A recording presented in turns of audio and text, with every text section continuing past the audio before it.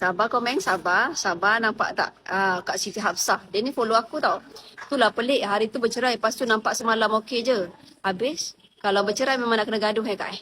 Ataupun nak jadi macam mana Kak? Nak gusti? Nak buat muatai? Apa? Akak cuba explain Kak Zee. Kalau akak bergaduh, akak bercerai, akak bergaduh. Itu hak akak. Saya bercerai, saya tak nak bergaduh. Sebab saya ada anak. Mana-mana ex saya pun, banyaknya ex aku. Mana-mana ex aku pun, aku tak pernah bergaduh Kak. Kalau kau jenis orang nak buka aib hari-hari, itu kau. Bukan aku. Faham tak? Aku ada bisnes dengan dia. Aku ada anak dengan dia. Bercerai lah.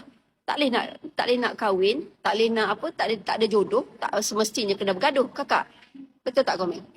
Betul. Jangan bingung sangat hidup tu. Jangan bingung sangat hidup Kak. Mulut aku lebih lancang daripada air sungai sekarang ni. Hidup ni tak pakai hukum awak. Dia ada hukum lah hidup ni. Tak pakai hukum awak. Engkau orang bergaduh, kau je. Orang nak baik, engkau... kau ni karang. Aku cakap, kau ni karang.